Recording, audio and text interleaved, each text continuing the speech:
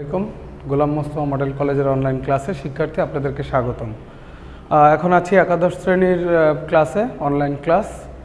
আমরা আছি ভেক্টরে। আজকে ভেক্টরে কিছু গুরুত্বপূর্ণ গাণিতিক সমস্যা আমরা সমাধান করব, আশা করি সাথেই থাকবেন। গত ক্লাসে আমরা থিওরিক্যাল ক্লাসগুলো করেছিলাম, আর তারপরে ম্যাথ সম্পর্কে বা গাণিতিক সমস্যাগুলো সম্পর্কে কিছুটা হিন্টস দিয়েছিলাম। তো আজকে আমরা কয়েকটা গাণিতিক প্রবলেম দেখব। শিক্ষার্থী একটু মনোযোগ সহকারে খেয়াল করবেন। দেখেন, এখানে আপনারা একটা চিত্র দেখতে পাচ্ছেন। এটা হচ্ছে প্রবাহমান একটি নদী। নদীর সি থেকে ডি পর্যন্ত হচ্ছে তার প্রস্থ, এবং এই নদীর প্রস্থটা দেয়া আছে 1.5 কিলোমিটার। আচ্ছা শিক্ষার্থী খেয়াল করবেন, সি হতে বি পর্যন্ত যাওয়ার সময় 30 ডিগ্রি, সি হতে এতে যাওয়ার সময় 30 ডিগ্রি কোণ উৎপন্ন করছে। আচ্ছা আমরা এবার একটু দেখি চিত্রে। নদীর প্রস্থ 1.5 কিলোমিটার, স্রোতের বেগ 4 কিলোমিটার। তার মানে প্রবাহমান নদীর যে স্রোতটা আছে, স্রোতটা 4 কিলোমিটার বেগে বহমান আছে। কোনো এক মাঝি সি থেকে ডি বিন্দু বরাবর নৌকা চালিয়ে সি এ বিন্দুতে গেলেন। তার মানে খেয়াল করবেন, তার ডেস্টিনেশন ছিল সি থেকে সে ডি বিন্দুতে যাবে, কিন্তু প্রবাহমান নদীর স্রোতের কারণে সে সি থেকে ডিতে না যেয়ে সে চলে গেছে সি থেকে ডিতে না যেয়ে এতে চলে গেছে। নৌকার বেগ হচ্ছে 3 কিলোমিটার। এখানে একটু খেয়াল করার ব্যাপার আছে। স্রোতের বেগ হচ্ছে 4 কিলোমিটার পার আওয়ার, আর নৌকার বেগ হচ্ছে 3 কিলোমিটার পার আওয়ার। তার মানে স্রোতের বেগটা হচ্ছে নৌকার বেগের চেয়ে একটু বেশি, যার কারণে সে তার ডেস্টিনেশন ডি বিন্দুতে না যেয়ে চলে গেছে এ বিন্দুতে।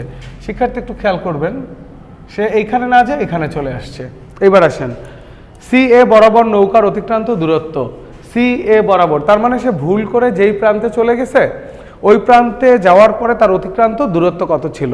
ঘ নাম্বার কোশ্চেন, সিডি বরাবর নৌকা চালিয়ে মাঝি কি ডি বিন্দুতে, তার মানে সে সি বিতে এই বরাবর সে নৌকাটাকে চালাবে, তো তার ডেস্টিনেশন ডি বিন্দুতে সে যেতে পারবে কিনা, এটা আমাদের কাছে জানতে চেয়েছে গাণিতিক সমস্যার সমাধানের মাধ্যমে। আচ্ছা আমরা এবার সলিউশনে আসি।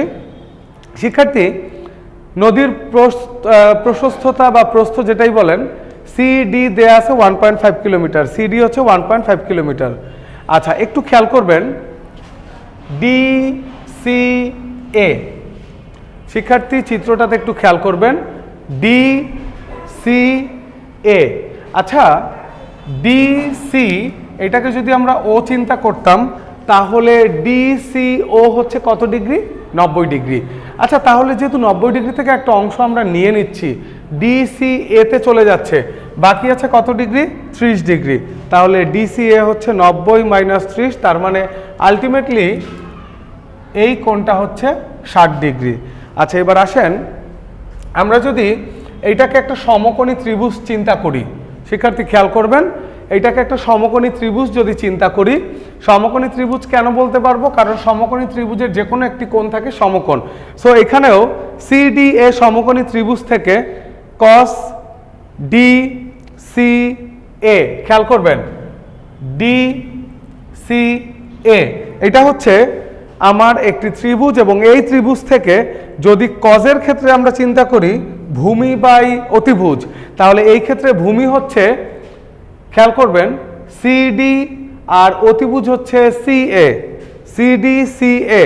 এখন আপনি বলতে পারেন যে আচ্ছা আমরা যে এইটাকে ভূমি ধরলাম, এইটাকে অতিভুজ ধরলাম, আর এটাকে ধরলাম হচ্ছে লম্ব। দেখেন এছাড়া না আপনার এটাকে সমকোণী ত্রিভুজ বলার কোনো সিস্টেম নাই, কারণ এই কোণটা হচ্ছে 60 ডিগ্রি, এই কোণটাও সিমিলার টাইপ অফ একটা অ্যাঙ্গেল, বাট এই কোণটা হচ্ছে কত ডিগ্রি?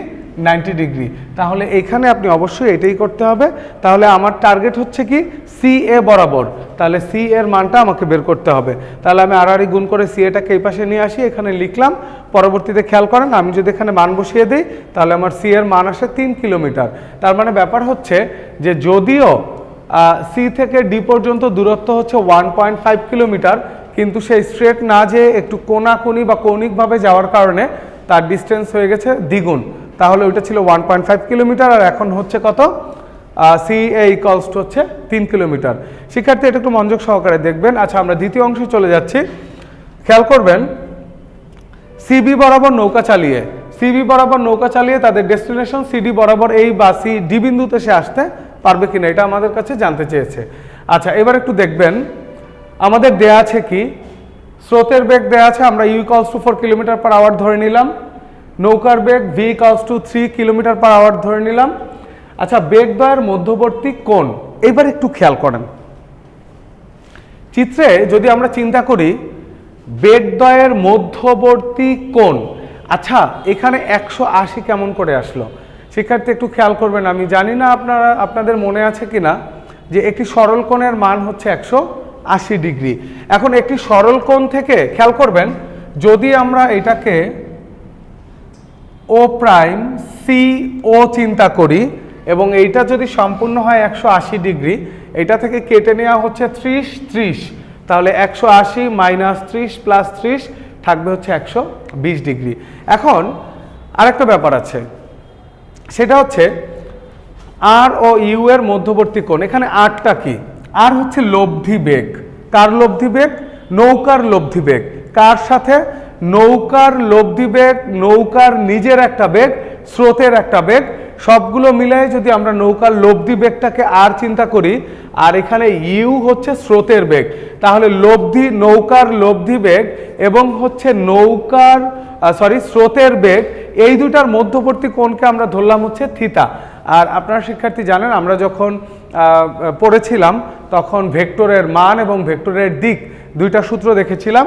একটা সূত্র এখানে আমরা ব্যবহার করছি, tan theta equals to v sin alpha u plus v cos alpha. তাহলে এখান থেকে আলফার যে মানটা 120 আমরা পাচ্ছি, এখানে বসাবো, v এর মান জানি, u এর মান জানি, আমরা এখানে বসালাম, মান বের করলাম। বাট আমার টার্গেট হচ্ছে, আপনাকে বলেছে সি বি বরাবর নৌকা চালিয়ে মাঝি কি ডি বিন্দুতে যেতে পারবে। আচ্ছা, তাহলে আমাকে অবশ্যই এখানে কোণের মান বের করতে হবে। তো কেমন করে করব? tan theta equals two whatever মান দেওয়া আছে, থিটা ইকুয়ালস টু tan ওই পাশে গেলে ইনভার্স হয়ে যাবে, এই মানটাকে tan ইনভার্স করলে আসবে 46.10। আচ্ছা, একটু খেয়াল করে বলেন তো, সি থেকে ডি যদি একদম বরাবর বা স্ট্রেইট হয়, সেই ক্ষেত্রে তার যাওয়ার ক্ষেত্রে এখানে 60 আর এখানে 30, টোটাল কোণের মান হচ্ছে কত ডিগ্রি? 90 ডিগ্রি। তাহলে যদি থিটা ইকুয়ালস টু 90 ডিগ্রি কোনো কারণে বের করা যায়, তাহলে আমরা বলতে পারবো যে নৌকাটি সি থেকে অনায়াসে ডি বিন্দুতে পৌঁছতে পারবে। আর যদি থিতার মান কোনো কারণে 90 এর কম হয়, পসিবল না, 90 এর বেশি হয়, তাও পসিবল না, তাহলে দেখি আমরা শিক্ষার্থী কত আসছে। Theta equals two 46.10 degree. তার মানে এই জায়গা থেকে সে বি বিন্দুতে যাত্রা শুরু করলেও অলমোস্ট এইখান থেকে এই লেভেলে সে পৌঁছতে পারবে, কোনো একটি বিন্দু হোয়াটএভার, বাট সে ডি বিন্দুতে পৌঁছতে পারবে না। যদি থিটা ইকুয়ালস টু কোনো কারণে 90 ডিগ্রি চলে আসতো, তাহলে সিবি বরাবর নৌকা চালিয়ে অবশ্যই সে ডি বিন্দুতে পৌঁছতে পারতো। যেহেতু থিতার মান 90 ডিগ্রির চেয়ে কম আসছে, পসিবল না।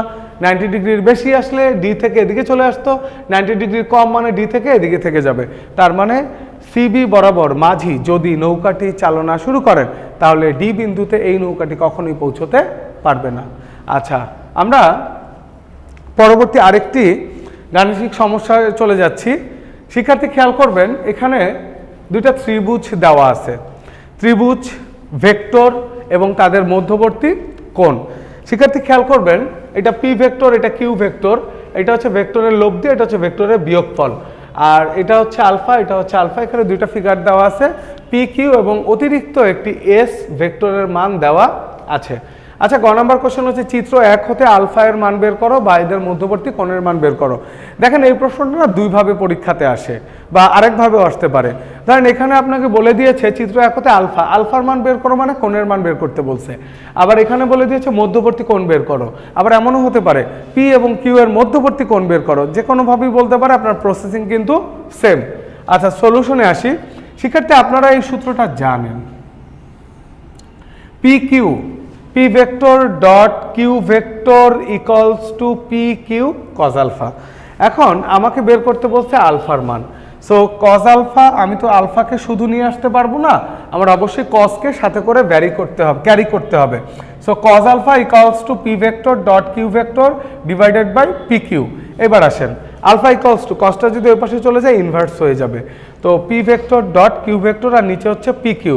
এবার আসেন কিভাবে করব আমরা। ডট ভেক্টরের সিস্টেমটা আমি একটু বলে দিচ্ছি। পি ভেক্টরের মানটা লিখলাম, কিউ ভেক্টরের মানটা লিখলাম। এইবার আসেন এদের ডট প্রোডাক্টটা কেমন করে হয়। আপনার এখানে আছে কত? 2, এখানে আছে 6, তাহলে 6 আর 2 কে গুণ করেন, 6 দুগুণে 12, ফাইন। এটার সামনে চিহ্ন হচ্ছে প্লাস, এটার সামনে চিহ্ন হচ্ছে প্লাস, প্লাস প্লাস প্লাস, এটা হচ্ছে প্লাস, এটা হচ্ছে মাইনাস, প্লাসে মাইনাসে মাইনাস, 3 2 গুণ করলে 6, প্লাসে মাইনাসে মাইনাস, 2 1 গুণ করলে 2। আচ্ছা, এবার নিচের অংশে আসেন। এটা তো ভেক্টর সাইন ছিল, তাদের মধ্যে ডট ছিল, এটা ভেক্টর ছাড়া, বাট তাদের মধ্যে ডট প্রোডাক্টই আছে। তাহলে এইটার ক্ষেত্রে কি হবে, পি এর মানটা যখন বের করবেন, মনে রাখতে হবে শিক্ষার্থী, পি ভেক্টরের যে মানটা থাকবে, যদি সেটাকে পি আকারে কনভার্ট করতে চান, তাহলে অবশ্যই রুট ওভার এবং রুট ওভারের ভিতরে প্রত্যেকে একটি করে স্কোয়ার পাবে। তাহলে সিস্টেমটা কি হবে, এখানে কত ছিল 2, তাহলে 2 এর উপর স্কোয়ার, চিহ্ন কি প্লাস, 2 এর উপর স্কোয়ার, চিহ্ন কি মাইনাস। আমরা না এই মাইনাসটাকে কাউন্ট করব না, এই মাইনাসটাকে ব্র্যাকেটের ভিতরে দিয়ে উপরে স্কোয়ার দিয়ে দিব, তাহলে এই মাইনাসটা কি হয়ে যাবে, প্লাস হয়ে যাবে। তাহলে সিস্টেমটা কি হবে, সিস্টেমটা হবে 2 স্কোয়ার প্লাস 2 স্কোয়ার প্লাস -1 তার উপরে হোল স্কোয়ার।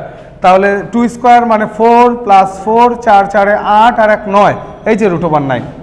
এরপরে আসেন 6 তার উপর স্কোয়ার, এখানে চিহ্ন মাইনাস, মাইনাসটাকে ব্র্যাকেটে দিয়ে স্কোয়ার দিয়ে দিব, মাইনাস, এরপরে প্লাস প্লাস মাইনাস 2 তার উপর স্কোয়ার, তাহলে 6 স্কোয়ার মানে হচ্ছে 36, 3 স্কোয়ার 9, 2 স্কোয়ার হচ্ছে 4, এগুলো অ্যাড রিমুভ করলে 49 আসে।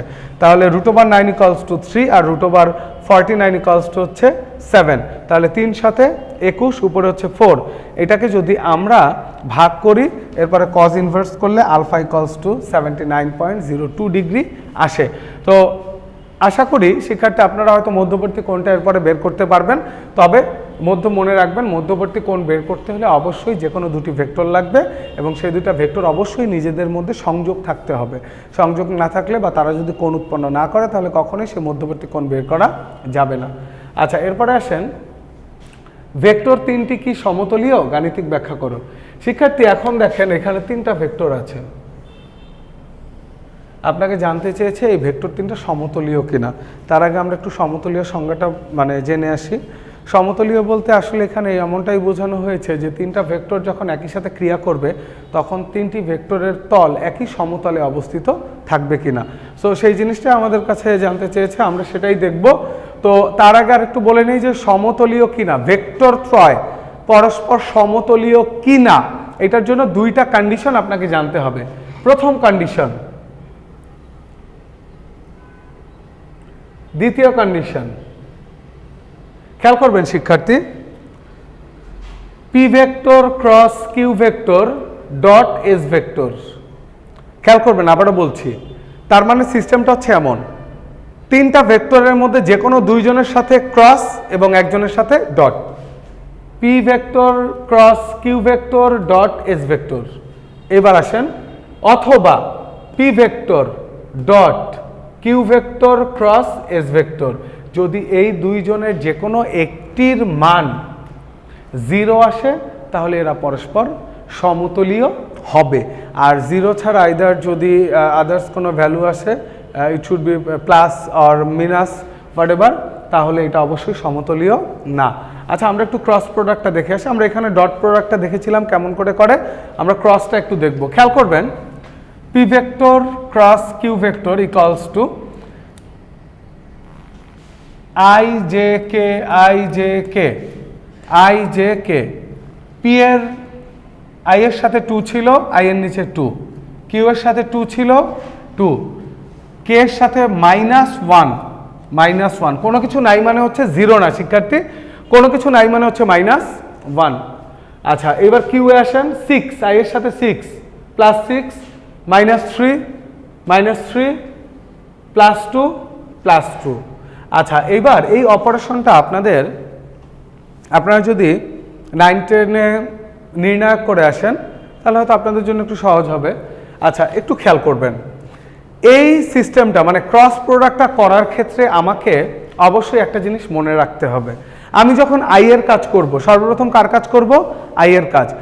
যখন যার কাজ করব, ওই কলাম ওই রো দুইটাই বাদ, আই এর কাজ করব, আই এর কলাম আই এর রো বাদ। শিক্ষার্থী খেয়াল করেন, 2 2 গুণ -3 -1 গুণ, তাহলে 2 2 গুণ করলে 4, মাঝখানে সূত্রের মাইনাস, মাইনাসে মাইনাসে হচ্ছে প্লাস, আর সূত্রের মাইনাসের সাথে হচ্ছে প্লাসে মাইনাসে মাইনাস। এরপরে কার কাজ করব, জে, আর এখানে সাইনটা হবে, এখানে কি দিয়েছেন প্লাস, এটা হবে মাইনাস, তারপর একটা হবে প্লাস। আচ্ছা এবার জে এর ক্ষেত্রে আসি, এই কলাম বাদ, এই রো বাদ, তাহলে এই 2 এর সাথে এই 2, এই 6 এর সাথে -1। খেয়াল করবেন শিক্ষার্থী, 2 এর সাথে 2 যখন করছি 4, 6 এবং -1 গুণ করলে -6, আর সূত্রের হচ্ছে মাইনাস, তাহলে মাইনাসে মাইনাসে +6। এরপরে কে, কে, কে এর ক্ষেত্রে এইটা বাদ। এবার দেখেন কে কে থাকে, -3 2 -6, এই যে -6, খেয়াল করবেন -3 2 -6 আর 6 2 -12। এখানে মাইনাস কোত্থেকে আসলো, এটা হচ্ছে সূত্রের মাইনাস। তো এখানে মাইনাস, যেহেতু এখানে প্লাস আছে, প্লাসে মাইনাসে মাইনাসই থাকবে। এখন আই এর জায়গায় আই থাকবে, 4 থেকে 3 চলে গেলে 1 আমরা সাধারণত লিখি না, মাইনাস মাইনাস বসবে, জে, আর 4 আর 6 যোগ করলে 10 জে প্লাস, আচ্ছা এখানে আছে হচ্ছে 12 আর 6, দুইটাই মাইনাস, এটা হচ্ছে -18, তো প্লাসে মাইনাসে -18 কে। আচ্ছা এবার আসেন, আমি ক্রস প্রোডাক্টটা শেষ করলাম, এখন আমি ডট প্রোডাক্টটা দেখব। শিক্ষার্থী ডট প্রোডাক্টের ক্ষেত্রে একটু ভালো করে দেখেন, ক্রসের যে ভ্যালুটা পেয়েছি ওইটা আমি এখানে পুট করলাম, আর এস এর যে ভ্যালুটা এখানে দেয়া ছিল ওইটা আমি এই যে পাশে লিখলাম। এখন এদের মধ্যে আবার ডট প্রোডাক্ট হবে, কেমন করে, 1 1 গুণ করলে 1, প্লাসে মাইনাসে -30, মাইনাসে মাইনাসে প্লাস, 18 × 4 72, তাহলে এইটা যোগ বিয়োগ করলে হবে 43। শিক্ষার্থী আমি বলেছিলাম যদি এই প্রোডাক্টটির মান 0 হয় তাহলে সমতলীয় হবে, বাট এইটা 43 যেহেতু এসেছে 43, it should be not equals to 0, যেহেতু নট ইকুয়ালস টু 0 তাহলে এটি সমতলীয় নয়। তার মানে ভেক্টর তিনটিকে একই জায়গাতে বা একই অবস্থানে অবস্থান করলে তারা সমতলীয় হবে না। আর যদি কোনোভাবে আমাদের এই ভ্যালুটা 0 চলে আসতো, তাহলে যদি এই প্রোডাক্টটা 0 চলে আসতো তাহলে এই ভেক্টর তিনটি অবশ্যই সমতলীয় হতো, যেহেতু 0 আসে নাই সেহেতু এটা সমতলীয় না। আচ্ছা শিক্ষার্থী, আমরা আজকের লাস্ট কোশ্চেনটা দেখব, ঘ প্রাইম। খেয়াল করবেন লাস্ট কোশ্চেনটা আছে হচ্ছে পি ভেক্টরের ওপর কিউ এবং কিউ ভেক্টরের ওপর পি ভেক্টরের লম্ব অভিক্ষেপ বের করো। আপনাকে বলেছে লম্ব অভিক্ষেপ, তার আগে আপনাকে একটা ব্যাপার বুঝতে হবে শিক্ষার্থী, এখানে দুইটা প্রশ্ন আছে, একই সাথে আমি চিত্র যেহেতু আছে একই সাথে লিখে একইভাবে সূত্র দিয়ে বুঝিয়ে দিচ্ছি, আশা করি বুঝতে পারবেন। দেখেন এখানে একটা ছোট টিক্স আপনি ব্যবহার করতে পারবেন, পি ভেক্টরের উপর কিউ ভেক্টরের লম্ব বিক্ষেপ। আচ্ছা প্রথমে কে আছে, পি, পরে কে আছে, কিউ। তাহলে মনে রাখবেন যখন A vector, B vector, P vector, Q vector, R vector, S vector যেটাই বলুক, শেষে যেই ভেক্টরটা থাকবে সেই ভেক্টরটার মান আপনাকে বের করতে হবে। যেমন পি এর উপর কিউ এর লম্ব বিক্ষেপ কিউ কস থিটা, কিউ ভেক্টরের উপর পি ভেক্টরের লম্ব বিক্ষেপ পি কস থিটা, তার মানে শেষে যে আছে তার মানটা এখানে বের করতে হবে, শেষে যে আছে তার মানটা আপনাকে বের করতে হবে। আর শিক্ষার্থী আপনি না এই সূত্রটা জানেন, P vector dot Q vector equals to P Q cos theta. তো আপনাকে যেহেতু বের করতে হবে কিউ কস থিটা, তাহলে আপনি এটাকে এই পাশে নিয়ে আসেন, কিউ কস থিটাকে রেখে পি ভেক্টর ডট কিউ ভেক্টরকে ওই পাশে উপরে, আর এখান থেকে পি চলে যাবে নিচে। ঠিক একইভাবে আপনার এইটা হচ্ছে কিউ কস থিটা, এটা হচ্ছে পি কস থিটা। সো আপনার এখান থেকে যে মানটা আসবে ওইটাই হবে আনসার। আর আপনার এখানে বলেই দিয়েছে পি এর উপর কিউ ভেক্টরের লম্ব বিক্ষেপ, কিউ এর উপর পি ভেক্টরের লম্ব বিক্ষেপ। শিক্ষার্থী এটা আপনাদের যদি সৃজনশীল কোশ্চেনে নাও আসে, এটা এমসিকিউতে মোটামুটি বেশিরভাগ সময়ই আসে, সেজন্য আপনাদেরকে একবারে দেখিয়ে দিলাম। যদি সৃজনশীল আসে আনসার করবেন, আর যদি এমসিকিউতে আসে সেক্ষেত্রে আপনারা আনসার করতে পারবেন। তো আজকে এই পর্যন্তই থাকবে। আপনাদের পরীক্ষাতে ভেক্টরের থিওরিক্যাল যা ছিল মোটামুটি সব আমরা দেখেছি, কিন্তু গাণিতিক সমস্যা সবগুলো আমরা দেখতে পারি নাই সময় স্বল্পতার কারণে। আপনাদের পরীক্ষাও কাছাকাছি সময় চলে আসছে, তো আমরা এখানে যেই প্রবলেমগুলো দেখলাম বা থিওরিক্যাল আলোচনা করার সময় যেই গাণিতিক কিছু প্রবলেমের কথা বলেছিলাম ওগুলোর মধ্যে থেকেই পরীক্ষাতে থাকবে। বোর্ডেও আশা করি আলহামদুলিল্লাহ এগুলোর মধ্যে থেকেই থাকে। তো পরীক্ষার পর ইনশাল্লাহ আমরা এই চ্যাপ্টারে আরও কিছু গাণিতিক প্রবলেম করব। তো এগুলোর মধ্যে যদি আপনাদের কোনো সমস্যা থাকে অবশ্যই আমাকে ইনবক্সে জানাবেন অথবা আমাকে মেসেজ করবেন। শিক্ষার্থী আশা করি ভালো করে পরীক্ষার প্রিপারেশন নেবেন, ভালো করে পরীক্ষা দিবেন। ইনশাল্লাহ পরীক্ষার পরে আবার ক্লাসে দেখা হবে। সবাই ভালো থাকবেন, সুস্থ থাকবেন। আজকে এই পর্যন্তই বিদায় নিচ্ছি। আসসালামু আলাইকুম।